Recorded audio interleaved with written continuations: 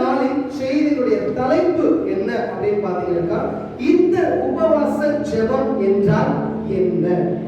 சொல்லுங்க, உபவாச ஜெபம் என்றால் என்ன? இந்த சன் நியூஸ் நம்ம பார்க்கும்போது சில நேரத்துல இடையில ஒரு போடுவாங்க, ஏன், எங்கே, எப்படி அப்படி போடுவாங்க இல்லையா? அப்போ சில நேரங்கள்ல ஏன் ஆண்டவர் இதை வைத்திருக்கிறார், சில நேரங்களில் ஏன் ஆண்டவர் இதை செய்ய சொல்லி இருக்கிறார் என்று நாம் சில நேரங்களில் வேதத்தை வாசிக்கும் போது ஏன், எதற்கு அப்படி நாம் என்ன பண்ணணும் கேட்டு பார்க்கணும். சரிங்களா? அப்போ இந்த நாளிலே உபவாச ஜெபம் என்றால் என்ன, what is mean by fasting prayer அப்படின்றத பத்தி நாம இந்த நாளில பார்க்க போகிறோம். சரிங்களா? உபவாசம் என்றால் என்ன, ஏன் நாம் உபவாசிக்க வேண்டும்? உபவாச ஜெபம் என்பது வெறும் உணவை மாத்திரம் நாம தூர வச்சுட்டு இருக்கிறது அல்ல உபவாசம். இன்னைக்கு நான் 3 வேளை சாப்பிட மாட்டேன்பா, இல்ல நான் 1 வேளை சாப்பிட மாட்டேன்பா, இல்ல நான் 2 வேளை சாப்பிட, எனக்கு சாப்பாடு வேண்டாம் அப்படின்னு ஒதுக்கி வைக்கிறது மட்டும் உபவாச ஜெபம் அல்ல. சாப்பிடாமல் இருப்பது உபவாசம் அல்ல. அது வெறும் பட்டினியா இருப்பதை தவிர உபவாச ஜெபத்திற்கும் உபவாசத்திற்கும் வெறும் பட்டினியா இருப்பதற்கும் வித்தியாசங்கள் உண்டு. சிலர் நான் உபவாசம் இருக்கிற பிரதர், இன்னைக்கு நான் பாஸ்டிங், இன்னைக்கு நான் என்ன பண்ண மாட்டேன், சாப்பிட மாட்டேன், சில பேர் தண்ணி கூட குடிக்க மாட்டாங்க, நான் எதையும் சாப்பிட மாட்டேன்னு சொல்லிட்டு என்ன பண்ணுவாங்க, வேலைக்கு சென்று விடுவாங்க, இல்ல அவங்க காரியத்தை பார்க்க போயிடுவாங்க. அப்படி இருப்பது உபவாசமா அப்படின்னு கேட்டா அதுவும் உபவாசம் அல்ல. அது வெறும் பட்டினியை தவிர சாப்பிடாம இருக்கிறோம் அவ்வளவுதான் தவிர அது உபவாச ஜெபம் கிடையாது, அது உபவாசம் கிடையாது. அப்ப உபவாசம் என்ன? சிலர் என்ன பண்றாங்கன்னா, இந்த லெந்த் நாட்கள் நம்ம அனுசரிக்கிறோம் இல்லையா, 40 நாட்கள் சரி, ஆண்டவர் சிலுவை பாடுகளுக்கு முன்பாக இந்த காரியங்களை நம்ம அனுசரிக்க பண்ணுவாங்க. 40 நாள் நான் உபவாசிக்கிறேன் பிரதர், 40 நாள் 40 days நான் என்ன பண்ண மாட்டேன், நான்வெஜ் சாப்பிட மாட்டேன், நான் இதை பண்ண மாட்டேன், நான் துக்க கஞ்சி தான் என்ன பண்ணுவேன் குடிப்பேன், நான் குறை சொல்லவில்லை. அப்படி சொல்லிட்டு என்ன பண்ணிடுவாங்க, வேலைக்கு போயிடுவாங்க, இல்ல தேவ சமூகத்துல அவர் வீட்டுல ஏதாவது வேலை செஞ்சுட்டு இருப்பாங்க. அப்படி இருப்பதும் உபவாசம் அல்ல. அதனால் நமக்கு எந்த பயனும் இராது. சில நேரங்களில் நம்முடைய வாழ்க்கையில ஆசீர்வாதம் வராததுக்கு காரணமே இதுதான். ஜெபம் பண்ற பாஸ்டிங் இருக்கிறானா எதுவுமே நடக்கலன்னா எது உபவாசம், எது ஜெபம், அதை நாம் தெரிந்து கொள்ள வேண்டும். அப்போ அவருடைய காரியத்தை பார்ப்பது உபவாசம் அல்ல. பின்ன எதிராக உபவாசம், எதிராக உபவாசம் அப்படின்னாக்கா தேவனோடு கூட நாம் நேரத்தை செலவிட்டு அவருடைய சமூகத்துல நம்மை தாழ்த்தி நம்மை அர்ப்பணிப்பதுதான் உபவாசம். இதுதான் உபவாசம். இதை விட்டுட்டு நம்ம எதோ செய்யறோம், எதோ பண்றோம், கடைசியில நம்ம ஜெபத்துக்கு பதில் வரலையேன்னு என்ன பண்றோம், புலம்புகிறோம். அப்போ இதுதான் உபவாசம். தேவனோடு கூட இருப்பதுதான் உபவாசம். அல்லேலூயா, சத்தமா சொல்லலாமா? அல்லேலூயா, ஆமென். அப்போ தேவனோடு கூட நாம் வாசம் பண்ண வேண்டும். ஆண்டவர் அதை விரும்புகிறார். இதெல்லாம் எதுக்கு? நாம ஏசப்பா வேதத்துல எதுக்கு, பரிசுத்தமான எதுக்கு? அவரோடு கூட நாம இருக்கிறதுக்காக தான். அங்க போய் நாம் என்ன பண்ணலாம், அவரை ஆராதிக்கிறோம், அவரை மகிமைப்படுத்துறோம், இதற்காக தான். அப்போ ஆண்டவரோடு கூட நாம் நேரத்தை செலவிட்டு நம்மை நாம் அர்ப்பணித்து நம்முடைய பாவங்களை அறிக்கை செய்து அதை விட்டு விலகும் பொழுது நாம் ஜெபிக்கிற ஜெபத்திற்கு 99% இல்ல 100க்கும் மேலான % நமக்கு அந்த பதில் கிடைக்கும். சரிங்களா? அப்போ சில நான் பாத்தீங்கன்னா இந்த உபவாச நேரத்துல ரொம்ப டல்லா இருப்பாங்க. பாத்துருக்கீங்களா? நான் உபவாசம் இருக்கேன், நான் ஃபாஸ்டிங், அதெல்லாம் என்ன பண்ண மாட்டேன், இப்படிதான் இருக்கணும் அப்படின்னு சொல்லி சிலர் ரொம்ப டல்லா இருப்பாங்க. ஆனா வேதம் என்ன சொல்றது, உபவாச நேரத்துல நீ டல்லா இருக்க கூடாது. நீயும் உபவாசிக்கும் பொழுது தலைக்கு எண்ணெய் பூசி முகத்தை கழுவி நீ பளிச்சுன்னு இருக்கணும்னு சொல்லிட்டு ஆண்டவர் என்ன பண்றாரு, விரும்புறாரு. அப்போ உபவாச ஜெபம் இருக்கும்போது நாம உபவாசிக்கிறோமா, உபவாச ஜெபம் இருக்கிறோமா இல்லையான்னு மற்றவங்களுக்கு தெரியவே கூடாது. அந்த அளவிற்கு நம்முடைய ஜெபம் பவர்ஃபுல்லா என்ன பண்ணணும், இருக்கணும். நிறைய தப்பான விதங்களை கடைபிடித்து தப்பான விதங்களை ஃபாலோ பண்ணி நம்முடைய ஜெபத்திற்கு அநேக நாட்களாய் பதில் வராமல் போய்விடுகிறது. அப்போ பிரியமானவர்களே, இது உபவாசம் அல்ல. நம்ம ஒரு டல்லா ஒரு சோகத்தோடு கூட தேவ சமூகத்துல அமர்ந்த ஆண்டவர் விரும்புகிறதே கிடையாது. உற்சாகமா இருக்கணும், பலனா இருக்கணும். அவன் எப்போதுமே அழுதே இருந்த ஆண்டவர் கூட எப்படிங்க, என்னடா இவன் எப்ப பார்த்தாலும் ஜெபிக்க வந்தாலே அழுதுறாரு, ஜெபிக்க வந்தாலே டல்லா இருக்காரு. கொஞ்சம் உற்சாகமா நம்ம என்ன பண்ணணும், இந்த உபவாச ஜெபத்துல இருக்கணும். இன்றைக்கு இந்த உபவாச ஜெபத்தை குறித்து 2 காரியங்களை பார்த்து நம்ம செய்தியை நாம் முடிக்க போகிறோம். வாசிக்கலாம். மத்தேயு 6ஆம் அதிகாரம், புதிய ஏற்பாட்டுல எடுத்துக்கொள்ளுங்க. மத்தேயு 6ஆம் அதிகாரம் 16ஆம் வசனத்தை நாம் வாசிக்கலாம். நீங்கள் உபவாசிக்கும் போது மாயக்காரர் போல முகவாடலாய் இராதீர்கள். போதும். அப்போ நம்ம முகவாடலா என்ன பண்ணக்கூடாது, இருக்கக்கூடாது. சந்தோஷமா சிரிப்போடு கூட புன்னகையோடு கூட இருக்கணும் எப்பவுமே. அப்போ முகவாடலா இருக்கக்கூடாது. தொடர்ந்து வாசிக்கலாம். அவர்கள் உபவாசிக்கிறதை மனுஷர் காணும் பொருட்டாக தங்கள் முகங்களை வாட பண்ணுகிறார்கள். அவர்கள் தங்கள் பலனை அடைந்து தீர்ந்தல் என்று மெய்யாகவே உங்களுக்கு சொல்லுகிறேன். 17ஆம் வசனம் வாசிக்கலாம். நீயே உபவாசிக்கும் பொழுது அந்த உபவாசம் மனுஷர்களுக்கு காணப்படாமல் அந்த ரங்கத்தில் இருக்கிற உன் பிதாவுக்கே காணப்படும்படியாக உன் தலைக்கு எண்ணெய் பூசி உன் முகத்தை கழுவு. பிரியமானவர்களே, 2 காரியங்களை நம்ம பார்க்கிறோம். 16ஆம் வசனத்துல ஒரு காரியம், 17ஆம் வசனத்துல ஒரு காரியம். என்னன்னா, அவங்க ஜெபம் பண்றாங்க, மாயக்காரர்கள் கூட ஜெபம் பண்றாங்க. என்ன பண்றாங்க, அந்த ஜெபத்தை மனுஷர்கள் காணும்படியாய் அவர்கள் பண்றாங்க.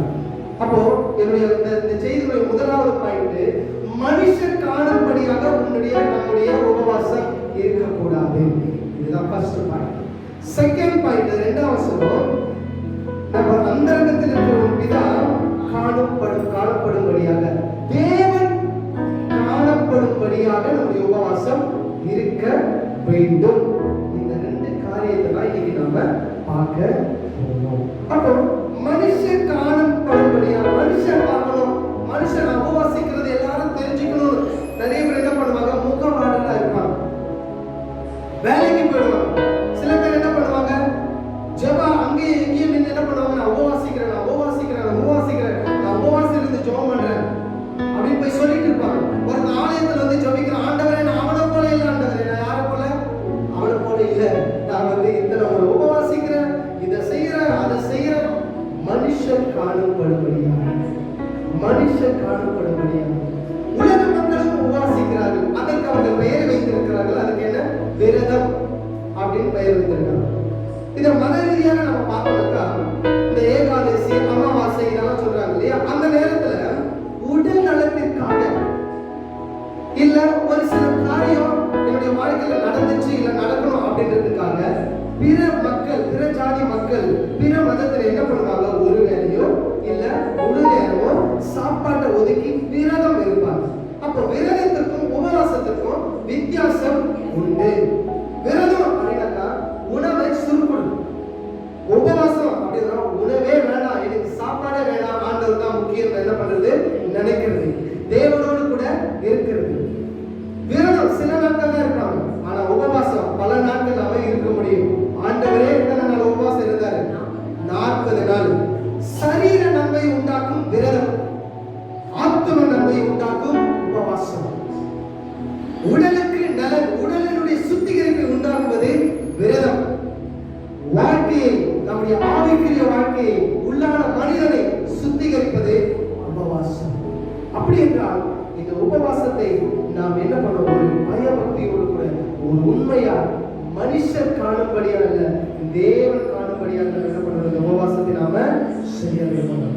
அப்போ நாம் இந்த உலகம் காண்கிறபடி அல்ல, உலக ரட்சகர் காணும்படியாக, ஆண்டவராகிய இயேசு கிறிஸ்து உலக ரட்சகர், அவர் காணும்படியாக நாம் உபவாசிப்பதே அது மெய்யான உபவாசம். உபவாசத்தை பத்தி அநேக காரியங்கள் வேதத்துல இருக்கு. நிறைய பழைய ஏற்பாட்டிலும் உபவாசிச்சாங்க, புதிய ஏற்பாட்டிலும் உபவாசம் பண்ணாங்க. அப்போ நம்முடைய வாழ்க்கையில நாம் பண்ற உபவாசம், நம்முடைய உபவாச ஜெபத்திற்கு பலன் வரணும், நல்ல பலன் நமக்கு கிடைக்கணும், நம்ம ஜெபத்திற்கு பதில் வரணும் அப்படின்னாக்கா மனுஷர் காண்கிறபடி நாம என்ன பண்ணக்கூடாது, ஜெபிக்க கூடாது. டோட்டலி வேஸ்டான டைம். இவ்வளவு நேரம் நம்ம தேவ சமூகத்துல ஸ்பெண்ட் பண்றது நமக்கு பிரயோஜனமா இருக்கணும். நம்ம மனுஷர் காணும்படியாய் நாம் ஜெபித்தோம் என்றால் இந்த உபவாசத்திற்கு இவங்க கோச்சுக்குவாங்க அவங்க கோச்சுக்குவாங்கன்னு சொல்லிட்டு நம்ம ஜெபத்திற்கு கடந்து வருவோம் என்று சொன்னால் ஜெபத்தில் பலன் இராது. Totally waste of time, waste of time, waste of prayer. அந்த ஜெபத்துல எந்த பலனும் கிடையாது. வாசிக்கலாம், மத்தேயு 6ஆம் அதிகாரம் 5ஆம் வசனத்தை வாசிக்கலாம். அன்றியும் நீ ஜெபம் பண்ணும்போது மாயக்காரரை போல் இருக்க வேண்டாம், மனுஷர் காணும்படியாக, அதாவது மனுஷர் காணும்படியாக அவங்க எங்கெல்லாம் நின்று ஜெபம் பண்றாங்க அப்படின்னு வேற சொல்லுது. வாசிங்க. அவர்கள் ஜெப ஆலயங்களிலும் வீதிகளின் சந்திகளிலும் நின்று ஜெபம் பண்ண விரும்புகிறார்கள். அவர்கள் தங்கள் பலனை அடைந்து தீர்ந்தது என்று உங்களுக்கு மெய்யாகவே உங்களுக்கு நான் சொல்கிறேன். அப்போ மனுஷன் காணும்படியான ஜெபம் அப்படின்னாக்கா இந்த மாயக்காரன் யாருனாக்கா, அதாவது எப்படி சொல்றது உங்களுக்கு அப்படின்னாக்கா நம்பிக்கை துரோகிகளாய் இருந்தவர்கள், நம்முடைய நம்ப வச்சு கருத்தார், அவங்க மாயக்காரர்கள். அப்போ அந்த மாயக்காரர்கள் எப்படி தங்களை காட்டிக் கொள்கிறார்கள் என்றால், மனுஷன் பார்க்கணும், நான் உபவாசிக்கிறேன் எல்லாருக்கும் தெரியணும்பா, நான் உபவாசிக்கிறேன் என்ன பண்ணுது, இந்த தெரு பார்க்கணும், இந்த சபை பார்க்கணும், இந்த வீடு பார்க்கணும், ரோட்ல போற வரவெல்லாம் பார்க்கணும்னு சொல்லிட்டு அவங்க என்ன பண்றாங்க, ஜெப ஆலயங்கள் சர்ச்சில் நின்று ஜெபம் பண்றாங்க. நான் உபவாசிக்கிறேன் எல்லாரும் என்ன பாருங்க. மனுஷன் காணும்படியான ஜெபம். தெருவில் நின்று ஜெபம் பண்றாங்க. சந்திகளில் அப்படின்னாக்கா ஒட்டுச்சந்தம் சொல்றோம் இல்லையா, ரெண்டு தெரு கூடுறதுல அங்கங்க நின்றுச்சு. இதெல்லாம் ஏன் அந்த மாயக்காரர்கள் பண்ணுகிறார்கள் அப்படின்னா, நான் உபவாசிக்கிறேன்னு சொல்லிட்டு என்ன பண்றாங்க, நான் ஜெபிக்கிறேன்னு சொல்லிட்டு என்ன பண்றாங்க, எல்லாருக்கும் அவங்க அதனால எந்த பிரயோஜனமும் கிடையவே கிடையாது. நாம் ஜெபிக்கும் பொழுது அங்கே இங்கு சுற்றி திருவதை தேவன் விரும்புகிறதே இல்லை. அப்போ நாம மாய்மான ஜெபம் பண்ணக்கூடாது, மாய்மானமா இருக்கக்கூடாது. சண்டே வரும்போது மட்டும் பயபக்தியா அப்படி இருக்கக்கூடாது. உபவாசம் நாம தனிப்பட்ட உதவில ஆண்டவருடைய சமூகத்துல அமர்ந்து நாம் ஜெபிக்கிறவர்களாய் இந்த நாட்களிலே காணப்பட வேண்டும். அங்கங்க நீங்க ஜெபம் பண்றாங்க. ஏன்னா அவங்க பாப்பா இவங்க பாப்பா ஓகேப்பா இவங்க பிரதர் வந்து உபவாசிக்கிறாருப்பா அப்படின்னு மற்றவங்களுக்கு தெரியறதுக்காக அவங்க என்ன பண்றாங்க, இந்த மாயக்காரர்கள் ஜெபம் பண்ணுகிறார்கள். இப்படி ஜெபிக்கிறவர்கள் தங்கள் பலனை அவர்களே அடைந்து தீர்ந்து விடுவார்கள். தேவன் கிட்ட எந்த பலனும் வராது. ஏன் அப்படின்னா அவங்க என்ன விரும்பி ஜெபிக்கிறாங்க, நான் ஜெபம் பண்றதை எல்லாரும் பார்க்கணும், எல்லாரும் தெரிஞ்சுக்கணும். நான் உபவாசத்தில் ஜெபம், இந்த பிரதர் போற இந்த சிஸ்டர் வந்து உபவாசிக்கிறாரு ஜெபிக்கிறாருன்னு சொல்லிட்டு எல்லாருக்கும் தெரியணும். அவர்களுடைய பலனை அங்கேயே அவர்கள் அடைந்து தீர்ந்தாயிற்று என்று நான் சொல்லவில்லை, வேதம் சொல்கிறது. பிரியமானவர்களே, நான் பெரிய பரிசுத்தவான், நான் பெரிய உண்மை உள்ளவன், நான் உபவாசிக்கிறேன், அப்படி பண்றேன் இப்படி பண்றேன், தன்னை பெருமையா காட்டிக்கொள்ள விரும்புகிறார்கள் இந்த மாயக்காரர்கள். இப்படிப்பட்ட ஜெபம் தேவனுக்கு அருவருப்பானது. 7ஆம் வசனத்தை வாசிக்கலாம். நீயோ ஜெபம் பண்ணும்போது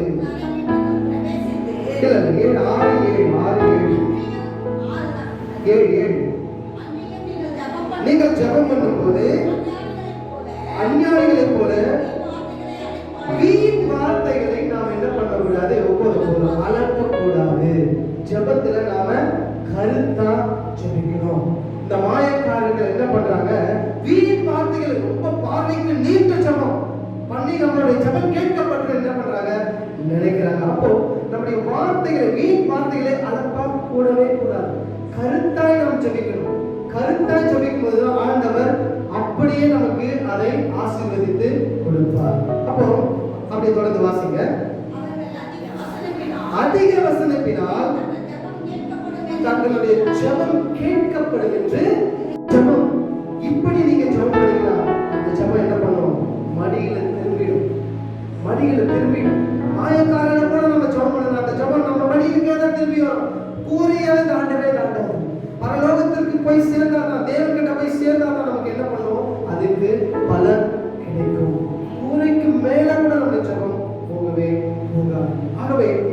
ஜெபத்துல வீண் வார்த்தைகளை நம்ம என்ன பண்ணக்கூடாது, அலப்பவே கூடாது. தயவு செய்து எங்க பெரிய பொண்ணு பாஸ்டர் சுந்தரராஜ், எஸ் சுந்தரராஜ் அவர்கள் உங்களுக்கு நல்லாவே தெரியும். அவர் அதிகமா சொல்லுவார், என்ன சொல்லுவார் அப்படின்னாக்கா, தயவு செய்து ஜெபத்துல ஊரை சுற்றாதீர்கள் அப்படின்னு சொல்லுவாங்க.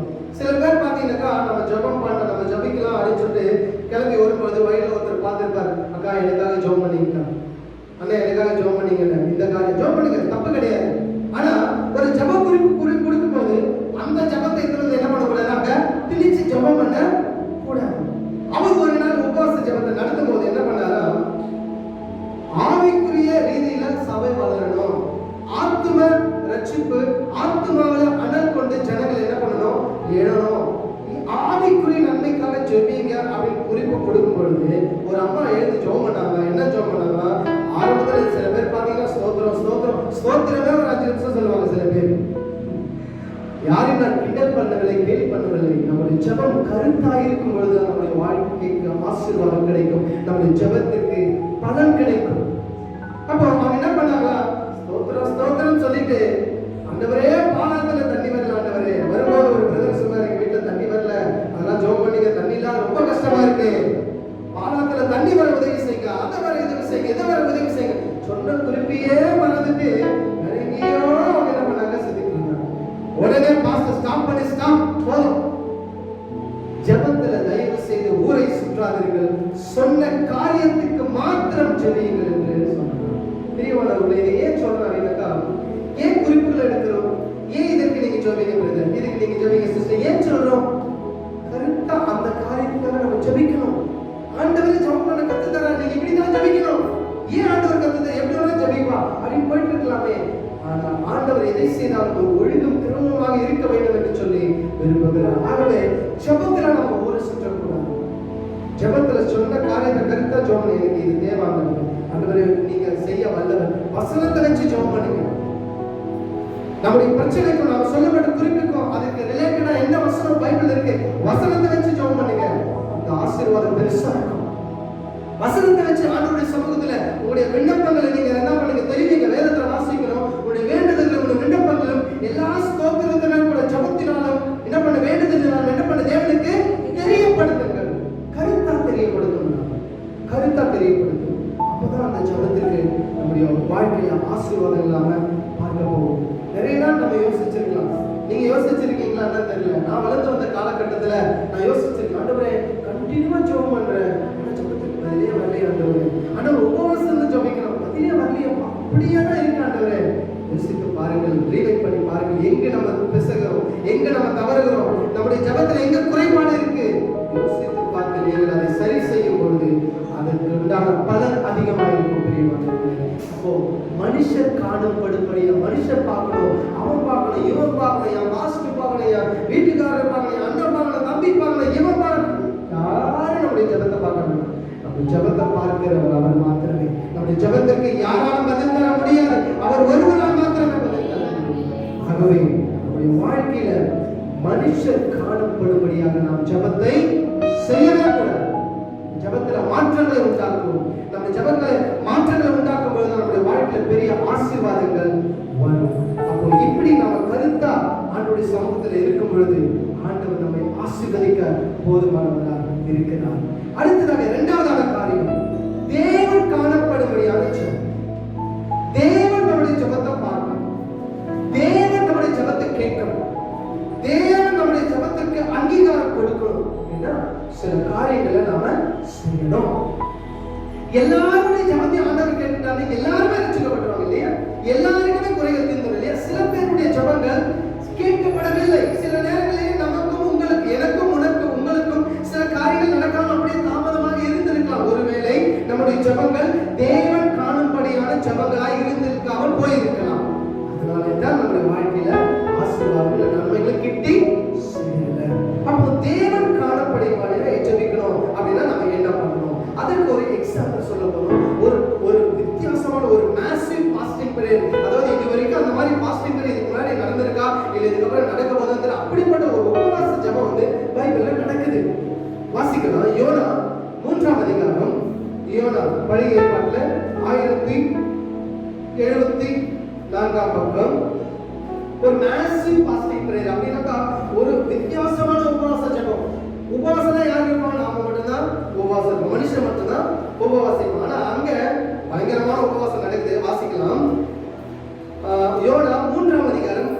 5ஆம் வசனத்தை நாம வாசிக்கலாம். அப்பொழுது நினிவே உள்ள ஜனங்கள் தேவனை விசுவாசித்து உபவாசம் செய்யும்படி கூடினார்கள். போதும். அப்போ நினிவேவை அழிக்க போறேன் அப்படின்னு என்ன பண்ணாரு ஆண்டவரே சொல்லிட்டார். 4ஆம் வசனம் பாத்தீங்கன்னா 40 நாள் என்ன பண்ண போறேன் நானு நினிவே கவிழ்க்கப்பட்டு போக அதை நான் அழிக்க போறேன் ஆண்டவரே சொல்லிட்டார். யோனா தீர்க்கதரிசி மூலமா நினிவே ஜனங்கள் இதை கேட்ட உடனே ஒரு நல்ல ஐடியா பண்றாங்க, நல்ல ஒரு விதத்தை கையாளுறாங்க. என்ன பண்றாங்க? இந்த ஜனங்கள் கேட்ட உடனே என்ன பண்றாங்க? அவர்கள் தேவனை விசுவாசித்து உபவாசம் செய்யப்படி கூறினார்கள். அது வாசிக்க பெரியோர் முதல் சிறியோர் மட்டும் நட்படுத்திக் கொண்டார். இந்த உபவாச ஜெபம் எப்படி நடக்குது? பெரியோர் தொடங்கி சிறியோர் வரைக்கும். நம்ம நினைக்கிறோம் பெரியவங்க தான் பாஸ்டிங் இருக்கணும், சின்னவங்களுக்கெல்லாம் பாஸ்டிங், எல்லாருமே பாஸ்டிங். அதுக்கு கண்டிப்பா வாசிங்க. இந்த ராஜாவுக்கு இந்த செய்தி கேட்ட உடனே அவன் சிங்காசனத்தை விட்டு இறங்கி கழட்டி போட்டு ராஜாவும் உபவாசிக்கிறாரு. அது மாத்திரமல்ல, தொடர்ந்து வாசிங்க. உடுத்திக் கொண்டு உட்கார்ந்தார். மேலும் ராஜா அதோட ராஜா ஸ்டாப் ஆகல. வாசிங்க. தானும் தன் பிரதானிகளும் கூட இருக்கிற பிரதானிகளும் கட்டளையாக நினிவே எங்கும் கட்டளை, அதாவது ராஜா வந்து என்ன பண்றாரு? அது ஒரு கட்டளையாக சொல்றாரு. நினிவே எங்கும் மனுஷரும் மிருகங்களும் மாடுகளும் ஆடுகளும் ஒன்றும் ருசி பாராதிருக்கவும் மேயாமலும் தண்ணீர் குடியாமலும் இருக்கவும் மனுஷரும் மிருகங்களும் மட்டினால் மூடிக்கொண்டு தேவனை நோக்கி சத்தமாய் கூப்பிடவும் அவரவர் பொல்லாத வழியை விட்டு திரும்பவும் கரங்களை தட்டி தேவனை எப்படிப்பட்ட உபவாச ஜெபங்கள் நடக்குதுப்பா. ஏன் கரங்களை தட்ட சொல்றா? இந்த மாதிரி உபவாச ஜெபங்களை நம்ம பார்த்திருக்கோமா இது வரைக்கும்? நாம தான் உபவாசிக்கிறோம், சின்ன பிள்ளைங்க உபவாசிக்கிறோம். ஆனா அந்த ராஜா பெரியோர் முதல் சிறியோர் தொடங்கி ராஜா பிரதானி ஒரு கட்டளையாக ஒரு ரூல்ஸாக போட்டுறாரு. கண்டிப்பா ஃபாலோ பண்ணி ஆகணும். ஆடு மாடு சாப்பிட மட்டும் இல்ல பிரதர் சிஸ்டர், தண்ணி கூட குடிக்க கூடாது. எப்படிப்பட்ட உபவாச ஜெபம் நடக்கிறது என்று மாசிவ் ஃபாஸ்டிங் பிரேயர். இந்த மாதிரி ஒரு உபவாச ஜெபம் நான் நடந்து பார்த்ததில்லை இதுக்கு முன்னாடி. இதுக்கப்புறமும் நடக்குமா தெரியாது.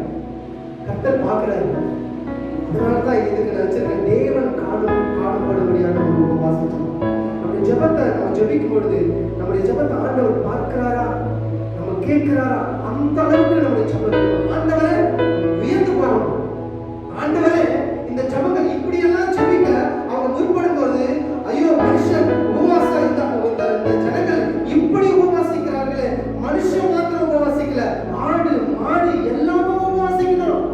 ஆண்டவரே ஒரு நிமிஷம் ஷாக்காய் அமைதியா நிற்கிறார். கடவுளையே நம்முடைய ஜெபத்திற்கு எவ்வளவு வலிமை இருக்கிறது என்று பாருங்கள். சும்மா நம்ம ஏதோ வெறுமன கூடி வரல பிரதர் சிஸ்டர், சும்மா ஏதோ கடமைக்கு எல்லாம் இதெல்லாமே நடக்கல. நம்முடைய ஜெபங்கள் அகிலத்தை அசைக்கக்கூடியதா இருக்கிறது, வெண்கல கதவுகளை உடைக்கக்கூடியதா இருக்கிறது, இரும்பு தாழ்வாளை விரிக்கக்கூடியதா இருக்கிறது. நம்முடைய ஜெபத்திற்கு அதிலும் உபவாச ஜெபத்திற்கு அதிக பலன் உண்டு. ஏன் இந்த உபவாச ஜெபத்திற்கு இவ்வளவு பலன் என்றால், நாம் ஆண்டவரிடத்துல நெருங்கி சேர்ந்து நாம் ஜெபிக்கும் பொழுது, ரொம்ப கிட்ட நின்று ஜெபிக்கும் பொழுது பலன் மிகுதியாக இருக்கும். ராஜா செய்ததை நீங்க பாருங்க. நம்முடைய வாழ்க்கையில கஷ்டங்கள் துன்பங்கள் வரும்பொழுது, பாடுகள் உபத்திரவங்கள் வரும்பொழுது ஒரு நாள் உபவாசம் இருந்ததான் பாருங்களேன். ஒரு நாள் சாப்பாடு ஒதுக்கி வச்சுட்டு அதை தூரமா தள்ளி வச்சுட்டு தேவ சமூகத்தில் அமர்ந்து ஜெபிச்சுதான் பாருங்களேன். சாப்பிட்டு நம்ம ஜெபம் பண்றதை காட்டிலும் சாப்பிடாம இருந்து ஒரு நாள் ஜெபம் பண்ணி தான் பாருங்களேன், காரியம் மாறும். கண்டிப்பா மாறும். அந்த ராஜா அதை தான் சொல்றார். கண்டிப்பா அந்த வசனத்தை நீங்க வாசிங்க, 9ஆம் வசனம் வாசிங்களேன். யாருக்கு தெரியும் நாம் அழிந்து போகாதபடிக்கு ஒருவேளை தேவன் மனஸ்தாபப்பட்டு உக்கிர கோபத்தை விட்டு திரும்பினாலும் திரும்புவார். ஏன் ராஜா இதை சொல்றாருன்னா, நினிவேவுடைய கொடுமை அவ்வளவு கொடிதான் இருந்தது. தேவன் ஒரு தேசத்தையே ஒரு பட்டணத்தையே அழிக்க சித்தம் கொண்டார்னா அந்த தேசம் எவ்வளவு பெரிய பாவத்துல எவ்வளவு பெரிய கஷ்டத்துல இருந்திருக்கும், எவ்வளவு பெரிய பாதையில இருந்திருக்கும் நீங்க யோசிச்சு பாருங்க. நான் உண்டாக்கிற ஜனத்தை அழிக்க அவர் சித்தம் கொண்டுட்டார். ராஜா ஒருவேளை தேவன் மனம் இருக்குவார், ஒருவேளை உங்களுடைய வாழ்க்கை இந்த காரியத்தை நீங்க குறிப்பி பாருங்க. யாராலையுமே இந்த காரியம் நடைபெற முடியாது. அவ்வளவுதான், முடிஞ்சு போச்சு, எண்டிங் லைஃப் முடிஞ்சு போச்சு. அவ்வளவுதான். இனி என்னுடைய வாழ்க்கையை சீர்தூக்கி நிறுத்த, என்னுடைய பாதையை மாற்ற, என்னுடைய குடும்பத்தை ஆசீர்வதிக்க, என்னுடைய எதிர்காலத்தை சீர்தூக்கி நிறுத்த, என்னுடைய எதிர்கால எல்லா காரியங்களையும் பார்க்க ஒருவரால முடியாது, ஒரு காரியத்தினால முடியாதுன்னு நினைச்சிருக்கிறோமா? அப்படிப்பட்ட பாதையில நாம போய் கொண்டிருக்கிறோமா? இந்த உபவாசம் இருந்து வேலை ஆண்டவர் செய்தாலும் செய்வார் என்று ஜெபித்து பாருங்கள். ஆண்டவர் என்ன பண்ணுவார்? நம்மை ஆசீர்வதிப்பார். 10ஆம் வசனம் நாம் வாசிக்கலாம். அவர்கள் பொல்லாத வழிகளை விட்டு திரும்பினார்கள் என்று தேவன் கிரியைகளை பார்த்து நான் அவர்களுக்கு செய்வேன் என்று சொல்லியிருந்த தீங்கை குறித்து மனஸ்தாபப்பட்டு, இந்த வசனம் நீங்க அண்டர்லைன் பண்ணி வச்சுக்கோங்க. தேவன் என்ன பண்றாரு? மனஸ்தாபப்பட்டு அதை செய்யாது.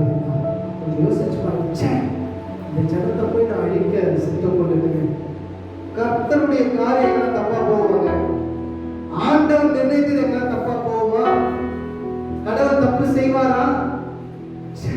இந்த ஜனத்தை போய் நான் அழிக்க சித்தம் கொண்டிருக்கேன் அளவுக்கு அந்த ஜெபம் வலிமை உள்ளதா இருந்தது. கரங்களை தட்டி ஆண்டவருடைய நாமத்தை நாம் மகிமைப்படுத்தலாம். அப்ப இந்த உபவாச ஜெபத்திற்கு எத்தனை பவர் இருக்குன்னு சொல்லி நீங்க பார்க்கணும். தேவனே மனஸ்தாபப்பட்டு என்ன பண்ணாரு? அழிக்க மாட்டேமா, நீங்க அழிக்காம நான் இந்த தேசத்தை காப்பாற்ற போறேன்னு சொல்லி அதை செய்யாது இருந்தார். தேவனே நின்று யோசிச்சு, இவனை அழிக்க கூடாது, இவன் எனக்கு தேவை. ஒருவேளை என்னுடைய சூழ்நிலை எதுவானாலும் இருக்கா, என்னெல்லாம் ஆண்டவர் நேசிப்பாரா? நான் பாவிலும் பிரதான பாவி, என்ன போய் ஆண்டவர் நேசிப்பாரா? எனக்கெல்லாம் பதில் கொடுப்பாரா? நீங்க நினைச்சிருக்கலாம். தேவர்களே, நினிவே அழிக்கவே ரெடியாயிட்டார் ஆண்டவர். தீர்க்கதரிசி தீர்க்கமா உரைச்சிட்டார். யோனா தீர்க்கதரிசி, தேசம் அழிய போது, தேசம் காப்பாற்றப்பட போவது கிடையாது. தீர்க்கதரிசி யாரு? தீர்க்கமா ஒரு விஷயத்தை சொல்றவங்க. அப்படிப்பட்ட தீர்க்கதரிசி மூலமா, தீர்க்கதரிசி சும்மா சொல்ல, அவர் எங்கேயோ ஓடி போனவர், அவரை கூப்பிட்டு வந்து நான் கண்டிப்பா அந்த தேசத்தை அழிக்க போறேன்னு ஆண்டவர் சொன்ன காரியத்தை சொல்லுவது தான் தீர்க்கதரிசி. அப்ப ஆண்டவர் சொன்ன விஷயத்தையே ஆண்டவர் ஒரு பிளான் பண்ணி ஒரு திட்டம் திட்டி அழிக்க போற அப்படின்னு சொன்ன ஒரு காரியத்தையே அப்படி உபவாச ஜெபம் மாத்தணும். அந்த ஜெபத்திற்கு எத்தனை வல்லமை உண்டு என்று யோசிப்பாங்க. ஜெபிக்கணும், நல்லா ஜெபிக்கணும். தேவ சமூகத்தில் உங்களோட தேவன் காணும்படியா நாம் ஜெபிக்கணும். நம்ம அந்தரங்கத்துல ஜெபிக்கணும். எல்லாரும் மனுஷன் காணும்படியா நாம் ஜெபிக்க கூடாது. நாம் தேவன் காணும்படியா நாம் ஜெபிக்க வேண்டும். நாம் தேவன் காணும்படியா நாம் ஜெபிக்கும் போதுதான் அந்த ரங்கத்துல பார்க்கிற பிதா வெளியரங்கமாய் நமக்கு நடிப்பார். தேவ சமூகத்தில் உட்காருங்க. ஒரு பிரச்சனை இருக்கு, ஒரு காரியம் இருக்குன்னா எங்கேயும் ஓடிடாதீங்க. ஜோம் பண்ணி பாருங்க. ஜோம் பண்ணி கேட்கலையா, சரிப்படலையா, வாழ்க்கை சரிப்படலையா, உபவாசம் இருந்து பாருங்க. ஒரு நாள் சாப்பிடாம இருந்து பாருங்க. ஒருவேளை சாப்பிடாம தான் நம்ம இருக்கலாமே. ஒருவேளை அப்படி வாழ்க்கை மாறினாலும் மாறவே மாறாது. குழந்தை பாக்கியமே கிடைக்காது. இந்த பாக்கியம் எல்லாருக்குமே கடவுள் கொடுத்திருக்கிறார். இது நடக்கவே நடக்காது. இது நமக்கு வாய்க்கவே வாய்க்காது என்று சொல்லுகிற காரியம் நம்முடைய வாழ்க்கையில இருக்கும் என்று சொன்னால், நாம் அந்த நேரத்தில் உபவாசம் பண்ணி, நாம் ஆண்டவரே என்னுடைய உணவு எனக்கு வேண்டாம், நான் சாப்பிட்டு நல்லா இருப்பதை காட்டிலும் அதை நான் ஒதுக்கி வைத்து விட்டு ஆண்டவருடைய சமூகத்தில் அமர்ந்து, ஆண்டவரே உம்முடைய பாதத்தில் அமர்ந்து நான் ஜெபிக்கிறேன்.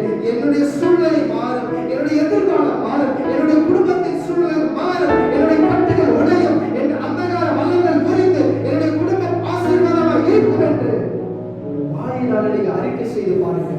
கர்த்தர் நிச்சயமாக ஒரு வாழ்க்கையை ஆசீர்வதிப்பார். நிச்சயமாக நிச்சயமாகவே முடிவு உண்டு. நம்பிக்கை வீண் போகவே போகாது.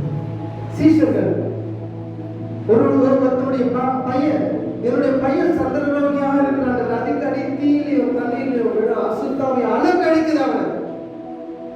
அவனை யாராலையும் குணப்படுத்த முடியல. உங்க சீஷர்கிட்ட நான் கொண்டு வந்து அவங்களாலையும் குணப்படுத்த முடியல. ஆண்டவரே நான் என்ன செய்யணும்? ஒன்றும் பண்ணல. ஆண்டவரை பார்த்து வரோம். சீஷர்கள் போய் ஆண்டவர்கிட்ட கேட்கிறாங்க, ஆண்டவரே ஏன் ஆண்டவரே இவனை எங்களால் சுகப்படுத்த முடியாமல் போனது? ஏன் ஆண்டவரே இவனை எங்களால் குணப்படுத்த முடியாமல் போனது அப்படின்னு கேட்கிறாங்க. ஆண்டவர் சொல்றாரு சீஷர்களை பார்த்து, அற்ப விசுவாசிகளே, அவிசுவாசிகளே, இந்த வகை பிசாசு, இந்த ஜாதி பிசாசு ஜெபத்தினாலும் உபவாசத்தினாலுமே அன்றி. அங்கதான் அடலை. நம்ம ஜெபம் பண்றோம் அன்னைக்கு சில நேரம் உபவாசத்தை பாருங்களேன், வாரத்துல ஒரு நாள் அல்ல இல்ல மாசத்துல ஒரு நாள் இல்ல வருஷத்துக்கு ஒரு நாள் அட்லீஸ்ட் நாம உபவாசம் இருக்கும் பொழுது நம்ம வாழ்க்கையில பலன் மிகுதியாக இருக்கும். ஆண்டவர் அந்த பிசாசை துரத்திட்டாரு, சீஷர்களுக்கு கற்றுக் கொடுக்கிறாரு, நீங்க உபவாசிக்கணும். சில வகையான பிரச்சனைகள், சில விதமான காரியங்கள், சில விதமான சூழ்நிலைகள் நம்முடைய ஜெபத்தினால மாற்ற முடியாது, உபவாசத்தினாலே தான் மாற்ற முடியும். ஆமென். நாம் உபவாசிக்க வேண்டும் என்று ஆண்டவர் விரும்புகிறார். ஒரு பிரச்சனை மாறவே மாறல, சூழ்நிலைகள் மாறவே மாறல, அப்படியே இருக்கிறது. சேம் காரியம் தான், சேம் போட்டு இங்கிலீஷ்ல சொல்லுவாங்க. அதாவது ஒரே அரைச்ச நோயா இருக்கிறது, ஓட்ட படகையே ஓட்ட மாதிரியா இருக்கு, எந்த வித்தியாசமும் வாழ்க்கையில இல்ல. அப்படி அந்த வித பாதையில நம்ம கடந்து போகும் பொழுது என்ன பண்ண வேண்டும்? ஒருவேளை உபவாசத்தை தான் பார்க்கலாம். தேவன் நம்முடைய உபவாசத்தை பார்க்கட்டுமே. அந்த உபவாச ஜெபத்தை பார்த்து தேவன் ஒருவேளை நம்முடைய வாழ்க்கையை ஆசீர்வதிச்சாலும் ஆசீர்வதிக்கலாம் இல்லையா? எந்த பிரச்சனைக்கும் தீர்வு கண்டிப்பா இருக்கும். ஆண்டவர் அப்படியே விட்டுற மாட்டாரு. தேவ பிள்ளைகளா இருக்கிற நமக்கு கண்டிப்பா தீர்வு இருக்கும். பிரச்சனையெல்லாம் எங்க தெரியுமா? நாம மனுஷன் காணும்படியாய் நம்முடைய ஜெபங்களையும் உபவாசங்களையும் வைக்கிறது தான். மனுஷன் இவர் பண்ணுவார், இவர் கோச்சுப்பார், அவர் கோச்சுப்பார், அட்டெண்டன்ஸ்க்காக போனவங்க கண்டிப்பா போயிடும், அதை மிஸ் பண்ண கூடாது. அது ஏதோ ஒரு அட்டெண்டன்ஸ்க்காக, கடமைக்காக சில நேரங்களில் நாம் இருப்பதனால தான் நம்முடைய வாழ்க்கையில ஆசீர்வாதங்கள் கிட்டி சேராமல் இருக்கிறது தெரியுமா? அந்த ரங்கத்தில் நம்முடைய ஜெபங்களை ஆண்டவர் பார்க்க வேண்டும். தேவனோடு கூட நாம் உறவாட வேண்டும். சபையில வரோம், ஜெபிக்கிறோம், ஆராதிக்கிறோம், எல்லாம் கரெக்ட் தான், எல்லாம் கரெக்ட் தான், அதெல்லாம் தப்புன்னு நான் சொல்லவே இல்லை. ஆனா நாம பர்சனலா ஆண்டவரோடு கூட என்ன பண்ணணும்? போய் பேசணும், ஜெபிக்கணும். அப்பதான் நம்முடைய பிரச்சனையை ஆண்டவர் லிட்டரலா நம்மளை ஆசீர்வதிப்பார், லிட்டரலா நம்மை உயர்த்துவார். செய்வேன் என்று சொன்ன விஷயத்தையே அவர் மாற்றுவார்கள். தேவனுடைய அந்த ஒரு யோசனையே அந்த உபவாசம் மாற்றினா அவர் நம்முடைய வாழ்க்கையும் மாற்றுவது அதிக நிச்சயம், அதிக நிச்சயம். ஆகவே இனிமேலாவது நாம் உபவாசிக்கும் பொழுது, நாம் ஜெபிக்கும் பொழுது என்ன பண்ணணும்? தேவன் பார்க்கணும், மனுஷன் பார்க்கக்கூடாது, மனுஷன் பார்க்கக்கூடாது. மனுஷர்கள் பார்க்கறதுனால எந்த பிரயோஜனமும் எனக்கு கிடையாது. தேவன் இந்த விண்ணப்பத்தை கேட்கணும்னு சொல்லி நாம் ஜெபிக்கும் பொழுது நிச்சயமாகவே ஆண்டவர் நம்முடைய வாழ்க்கையில பெரிய காரியங்கள் செய்ய அவர் வல்லவராக இருக்கிறார். அப்படி இருக்கிற இடத்துல கண்களை மூடி ஒரு பயபக்தியோடு கூட ஆண்டவரே எங்களுடைய உபவாசம், ஆண்டவரே அப்பா மனுஷன் காணப்படும்படியா நல்ல ஆண்டவரே எங்களுடைய உபவாசங்கள், ஆண்டவரே எங்களுடைய ஜெபங்கள், ஆண்டவரே மனிதர்கள் ஆண்டவரை மெச்சிக்கொள்ளுகிற வண்ணம் அல்ல ஆண்டவரே. ஆண்டவரே எங்களுடைய உபவாச ஜெபங்கள் ஆண்டவரே மனிதர்களால புகழப்படக்கூடியதா இருக்கக்கூடாது, உம்மாலே அங்கீகரிக்கப்படக்கூடியதா இருக்க வேண்டும் ஆண்டவரே. அப்ப எங்களுடைய உபவாசங்களிலே ஆண்டவரை ஸ்தோத்திரிக்கிறோம். நாங்க எவ்வளவோ உபவாசம் இருந்திருக்கிறோம், எவ்வளவோ ஜெபம் பண்ணி இருக்கிறோம், ஆனா காரியம் எதுவுமே நடக்கும். சில நேரம் ஒருவேளை தகப்பனே எங்களிடத்துல குறைகள் உண்டா ஆண்டவரே? மனுஷர் காணும்படியாக ஆண்டவரை மாயக்காரரை போலயா ஆண்டவரை ஒருவேளை அஞ்ஞானிகளை போல உபவாசிக்கிறோமா? அங்கே இருந்து ஜபிக்கிறோமா? ஏதோ கடமைக்காக வருமா? ஆண்டவரை மனுஷர்கள் ஆண்டவரை என்ன நினைத்துக் கொள்வார்களோ என்று அவர்களுக்காக இவர்களுக்காக வருகிறோமா? எங்களை மன்னியும் ஆண்டவரே, எங்களை மன்னியும் ஆண்டவரே. அப்பா எங்களை தள்ளாத தெய்வமே, எங்களை விட்டு விலகாத தெய்வமே, இனி வருகிற நாட்களிலே ஆண்டவரே நீர் காணப்படும்படியாக, நீர் எங்கள் ஜெபத்தை அங்கீகரிக்கும் வண்ணமாக, நீர் எங்கள் ஜெபத்தை ஆசீர்வதிக்கும் வண்ணமாக ஆண்டவரே நீர் காணும்படியாக நாங்கள் உபவாசிப்போம், நீர் காணும்படியாக நாங்கள் ஆசீர்வதிப்போம் ஆண்டவரே. உமது கரத்துல ஆண்டவரே ஸ்தோத்திரிக்கிறோம் அப்பா. ஆண்டவரே மாயக்காரரை போல அல்ல ஆண்டவரே, வெறும் ஆண்டவரே அப்பா ஏதோ ஒரு நாளில மாத்திரம் அல்ல ஆண்டவரே, உண்மையாய் உம்முடைய பாதத்துல நாங்கள் அமர்ந்து உண்மையாய் ஆண்டவரே நாங்கள் ஜெபிப்போம் அப்பா. ஆண்டவர் உண்மையுள்ள ஜெபம், ஆண்டவர் ஊக்கமுள்ள ஜெபம், ஆண்டவர் ஊக்கமுள்ள ஜெபம், உண்மையுள்ள ஜெபம் ஆண்டவரே பிடியாலை ரட்சிக்கும். எங்களுடைய வாழ்க்கையை ஆண்டவரை நாங்கள் ரட்சித்துக் கொள்ள வேண்டும் என்று சொன்னால் ஆண்டவரே உண்மையாய் நாங்கள் ஜெபிக்க வேண்டும். நீர் ஆண்டவரை காணும்படியாக நாங்கள் ஜெபிக்க வேண்டும். ஒருவேளை நாங்கள் இவ்வளவு நாட்கள் தவறாக நாங்கள் ஜெபித்திருப்போம் என்று சொன்னால் எங்களை மன்னியும் ஆண்டவரே, எங்களை மன்னியும் ஆண்டவரே, எங்களை மன்னியும் ஆண்டவரே. எங்களுடைய குறைகளை மன்னித்து ஆண்டவரே எங்களை நீர் நிறைவாய் நடத்த வேண்டுமா? உங்களுடைய பாதத்தில் எங்களை நாங்கள் அர்ப்பணிக்கிறோம் ஆண்டவரே. உங்களுடைய பாதத்தில் எங்களை நாங்கள் ஒப்புக் கொடுக்கிறோம் ஐயா. உமக்கே மகிமை உண்டாகட்டும் ஆண்டவரே. உமக்கே கனத்தை செலுத்துகிறோம், உமக்கே நாங்கள் மகிமையை செலுத்துகிறோம் ஆண்டவரே. அல்லேலூயா, அல்லேலூயா. குறைவுகள் எல்லாம் நிறைவாகுமே, நிறைவான தேவன் வருகையிலே. குறைவுகள் எல்லாம் நிறைவாகுமே, நிறைவான தேவன் வருகையிலே. நிறைவான பலனை நான் ஜெயிக்கிறேன், நிறைவான பலனை நான் ஜெயிக்கிறேன். வாழ்க்கையில் குழப்பங்கள் குறைவுகள் வந்தாலும் அழைத்தவன் நீரிருக்க பயமே இல்லை. வாழ்க்கையில் குழப்பங்கள் குறைவுகள் வந்தாலும் அழைத்தவன் நீரிருக்க பயமே இல்லை. வாக்கு செய்தவர் மாறாதவர், உம்மை நம்பிடுவேன். வாக்கு செய்தவர்